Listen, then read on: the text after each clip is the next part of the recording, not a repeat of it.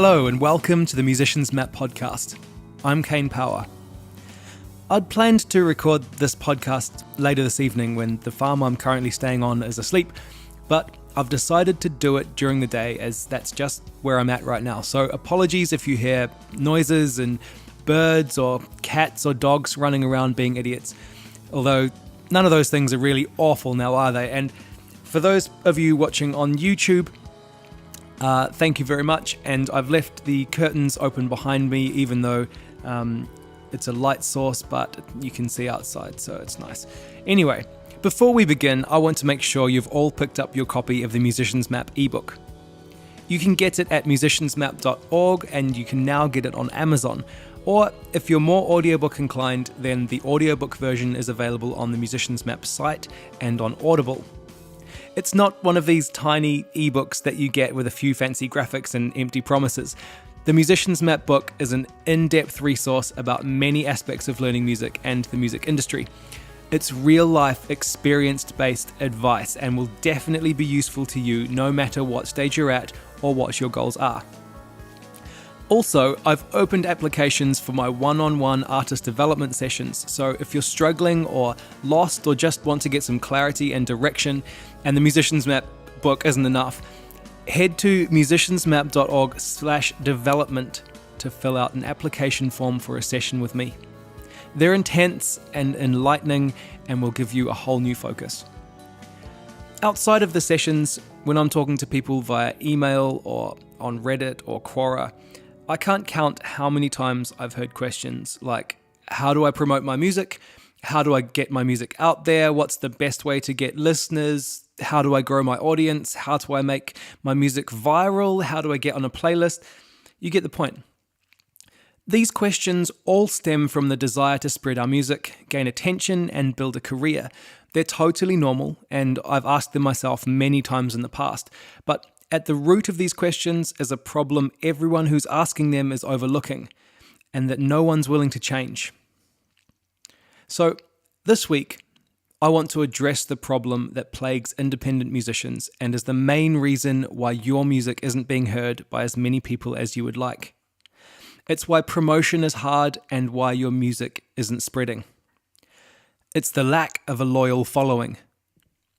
As always, I believe that honesty is the best policy and that we learn through shared experience. It's what the whole of Musicians Map is based on. So, to set the scene, I'm going to share a story that many of you will be familiar with and that it might be similar to what you're going through or what you've been through. And hopefully, if this sounds new to you, then this podcast will prevent you from experiencing it. Many years ago, my wife and I moved to London to pursue music. We were only engaged at that point, but that's another story. Anyway, apart from some extended family living in the Midlands of England, we knew no one in the country or city. No friends of friends, no family. Shortly after moving, we formed a band with the two of us and a revolving door of bassists. We were writing piano-driven progressive music, eventually rehearsing 2 times a week and gigging almost on a weekly basis. We truly believed that this band had what it takes to be something really special, and we put everything we had into it.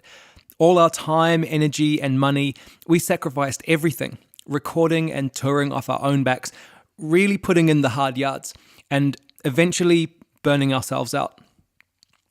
After about 5 years, we hadn't achieved the kind of success we were looking for to sustain the band, and we stopped writing and performing. We lost our energy, and the main reason was that we couldn't reach the kind of audience we needed to in order to keep our motivation up and really make a go of it. But here's the kicker, and if you've not really been listening until now, maybe thinking that this will never happen to you because you're somehow different, now is the time to listen. We were offered a deal with a label, which we eventually declined, and their main advice to us was that in order to progress to where we wanted to be, we needed to find our niche, cement our scene, and build our inner circle. We knew these were wise words, but they were hard to implement, and we essentially took no notice of them. We knew we didn't fit in a scene, but we couldn't see where we did fit. We didn't know how to create our own niche, And we thought we already had our inner circle, so we kept on the same path and eventually burned ourselves out, lost motivation, and gave up on making music as that band. We had this advice handed to us on a plate, and we didn't take it seriously, and we suffered for it. I've seen this same story repeated over and over again with almost every independent band and independent musician on the planet, so seriously, don't think you're the exception. I want you all to imagine a small dot on a piece of paper, or if you're watching this on YouTube, you'll see the diagram I'm about to explain. So, you are the dot. That's you, right in the middle of a blank page, all alone. Now, imagine a circle around the dot, close to the dot, still small, but fully enclosing it. That's your inner circle. Now imagine a larger circle around the inner circle. This is your fan base. Now imagine a final circle around your fan base that touches the edge of the page. That final circle is the rest of the world. What I want you to get from this diagram, or visualization of a diagram, is that in order to build the kind of career you want, in order to spread your music to the world, you need to build your following from the ground up, locally. Your music starts with you and spreads to your inner circle, who create your fan base, who then spread your music to the world. To help succeed with this idea, we need to talk about a few important aspects to building a following, and I'm going to go over them right now. First, your inner circle. Your inner circle are your biggest fans. These people come to your shows and love and support you. And these are the people who are going to be most active in spreading your music. Your inner circle starts with your family and friends. A huge problem that we faced in our band in London was that we had no family or friends around us who loved our music. No one we could depend on to come to our shows or tell their friends about our band. Here's a hard truth straight from the Musician's Map ebook, which, by the way, is available on the Musician's Map website and Amazon or Audible if you prefer audiobooks. But anyway, your music will never be successful before your inner circle love what you're doing. Just think about that for a second. Your music will never be successful before your inner circle love what you're doing. I don't mean your mum has to love your music. Not everyone's mum loves thrashcore, but the people around you, your biggest supporters and your friends, need to truly identify with it and love it and become super fans in order to spread it. Because once they're on board, they will spread it. People inherently want to tell others about their favorite bands to show how refined and current their music taste is. How many times have you shared a song or a band you really love? It makes you feel good, right? I've written more than 50 published reviews and articles about bands and artists I love. I post about them on social media. I talk about music with people at parties, at dinner, on this podcast. If I identify with a band or artist and really love their music, I'm going to be telling everyone I know about them. So, for more about sharing and recommendations while we're on the topic, make sure to check out episode 9 of this podcast, the one previous to this episode. There's a goldmine of information there about that. So back to inner circles. You share your music with your inner circle.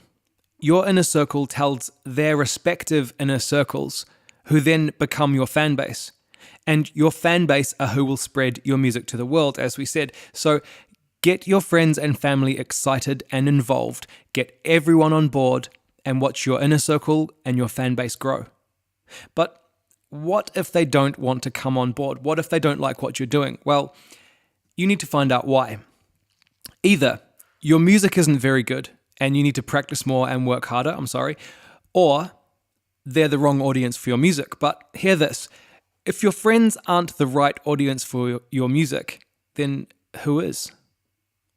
Either you better find those people and make friends with them quick, or make music your friends like. Now, I'm not saying you should only write music to please people. I'm an advocate for artistic expression and often write music just for myself. But without getting into integrity, as that's another podcast entirely, if you want people to listen and your music to spread, It has to be something that other people want to hear. Okay, anyway, so on to the next point. Find a scene.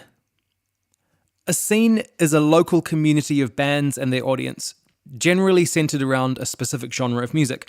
For example, in my hometown growing up, I was involved in the hardcore scene, the punk scene, and the metal scene.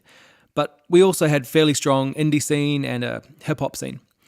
It might be easy for you. You might be strictly a folk singer and you already know where you fit.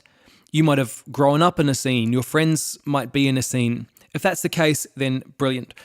If you don't know where you fit, which is becoming more and more common these days, if you describe your sound with 3 or more genres and adjectives, something like post-apocalyptic, political, folk grunge with a death metal influence, then you're going to have a more difficult time finding a scene.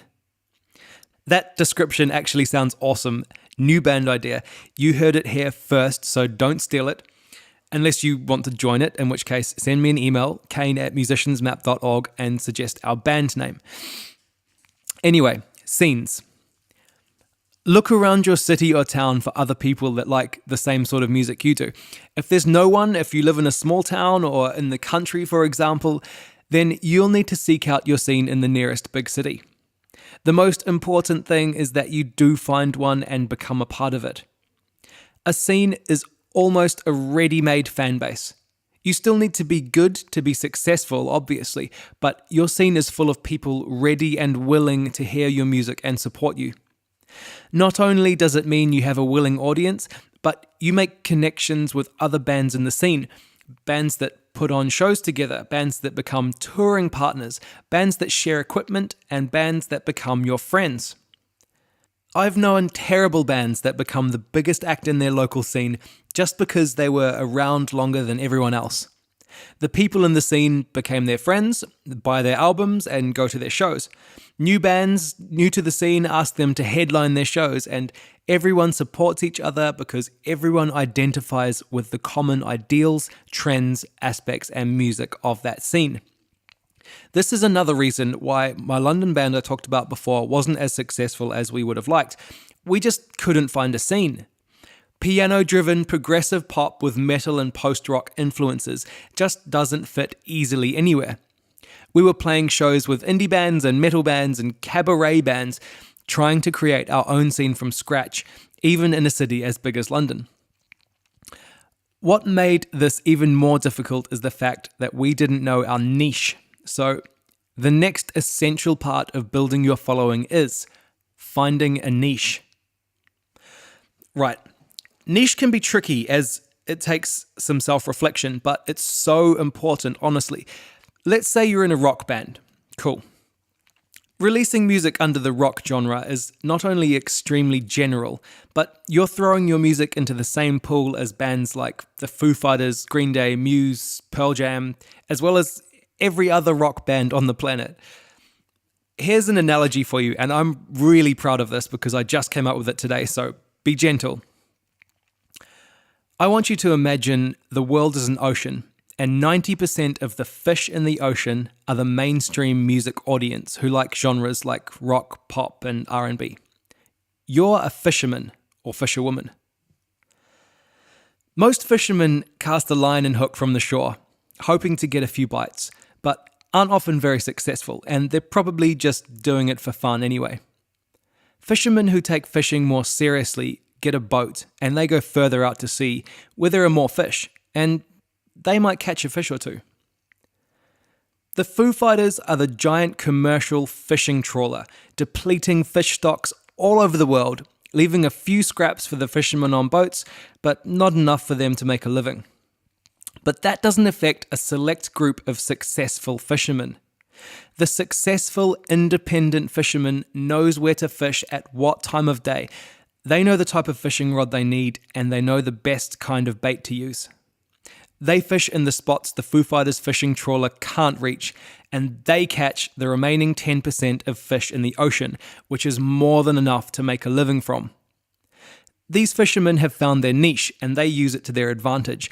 They don't bother trying to fish the wider ocean until they've become so successful that their niche becomes too small and they can upgrade to a bigger boat. So, most people who like rock are going to be satisfied with the new Foo Fighters release. Why would they bother listening to your band? Because your band offers something the Foo Fighters can't offer. You're unique. You have your own influences, your own style, and your own story that an audience can identify with and relate to on a personal level. So as soon as this podcast is finished, or do it right now if you have the facility, but as soon as you have time, start brainstorming. I want you to make one of those cluster diagrams or cloud diagrams and put you in the middle and start writing down everything that makes you who you are. I'm talking about things like your nationality, your age, your sex, your race, your political views, your religious views. Then list the things you care about, your interests, things like fashion, tattoos, TV shows, books, hiking, dogs, pizza, travel, swimming, motorbikes, craft beer, you get the idea. The combination of all these things you've written down is what makes you unique. Once you've got your brainstorm, it's time to highlight the things that are most important to you. The things that stand out and make you different. Things you're really passionate about. You could end up with something like Icelandic gender equality, fashion, tacos, and motorbikes. Now, on a separate piece of paper, you need to analyze your music. What do you write about? What influences you? What motivates you? What genre are you aiming for? How do you want others to think of you? Combine all of these things, both pieces of paper, into a kind of mission statement or avatar, outlining who your particular brand of rock might appeal to. For example, Volcanic Rock, that's your band's name by the way, writes politically influenced modern cinematic rock about tacos and we all ride motorbikes. What you'll find after writing this down is that your music might not only appeal to people who like rock music, but people who are politically aware, fashion conscious, follow food trends, and are drawn to something slightly dangerous. You've begun to find your niche. In this instance, it's worth taking a closer look at genre. I think this is a whole different conversation, but a good way to start to define your genre is by looking at your main influences, looking at the history of your parent genre, rock in this case, and finding where your sound fits into the grand scheme. So if your main influences are Queens of the Stone Age, The Strokes, and The White Stripes, you might be leaning towards garage rock and rock and roll. If you love Black Sabbath, Faith No More, and Deftones, maybe you're leaning towards heavy rock or hard rock. Use those additional genre identifiers to describe your music and define your fan base. I've got a great one for you as the band of the week, so hold on till the end for that. So once you have a fair idea of the type of people that make up your niche, start seeking them out. Get involved and target them with your music. Where do other politically conscious people that like music hang out? Do they have any events you could play at? Any motorbike conventions that need a band? Fashion shows? Taco festivals? Think about where to find these sorts of people online. Make friends and share with them. They'll be much more likely to connect with you and your music than they will be with the Foo Fighters. So look, if you can put in a bit of work, start to define your inner circle, become involved in your scene, and find ways to target your niche, you really will start to see results. These three groups essentially are the same sort of people. They will be the most receptive audience for your music, and they will become your following. Not only that, but because they identify with what you're doing, because they can relate to you, they will feel invested in your music and feel a part of your success. They will become loyal, fanatical, and they will be the people who will spread your music to the world. So, thanks for listening, everyone. I hope you found something worthwhile in the podcast, or perhaps gained some perspective on your situation. Make sure to actually get out the pen and paper and follow through with the exercise. It really does make a difference and gives you something physical and tangible to bounce ideas off of and refer to. If you have any questions or comments or just want to say hello, I love hearing from you. So please get in touch via the Musicians Map Facebook group or email me at kane@musiciansmap.org. Kane is Kane. The band of the week this week is Bodyhound. Bodyhound are a progressive, instrumental math band from Sheffield in England. How niche is that? I'm pretty sure they're gearing up for a new album, but their current album, Rhombus Now, is actually incredible. You can find them at bodyhound.bandcamp.com and facebook.com/bodyhound. This podcast and my site, musiciansmap.org, is dedicated to sharing knowledge and advice about music and the music industry. It's all about honesty and positive progress. My experience is yours to learn from. There are no hidden meanings, ambiguous statements, or industry secrets, just people helping each other to achieve results. Much of my experience, advice, and information is condensed into both ebook and audiobook form, both of which are available on the site, as well as Amazon and Audible, respectively. In the book, I discuss every aspect of learning music, from listening and learning an instrument to recording, gigging, touring, and making money as a musician. For those of you wanting to get serious or looking for more immediate results, I offer one-on-one development sessions and song critiques. These are intensely focused super sessions designed to provide clarity and purpose to achieving your goals. I've also got a ton of free stuff, including a free 5-step challenge, free cheat sheets and checklists of all kinds, articles and videos, so head to musiciansmap.org to take advantage of all the resources on offer. Make sure to get in touch with your comments and suggestions and let me know what challenges you are facing at the moment over at the Musicians Map Facebook group. I always respond. Thanks for listening and stay positive. And as a little bonus, for those of you who have survived until the end of the podcast of just me talking without any guests, I have a quote from you from Kurt Vonnegut, one of my favorite authors, and I've just seen it today on the subreddit We Are the Music Makers, so shout out to people who are browsing there. Here's what Kurt says. Go into the arts. I'm not kidding. The arts are not a way to make a living. They are a very human way of making life more bearable. Practicing an art, no matter how well or badly, is a way to make your soul grow, for heaven's sake. Sing in the shower, dance to the radio, tell stories, write a poem to a friend, even a lousy poem. Do it as well as you possibly can. You will get an enormous reward. You will have created something. How beautiful is that?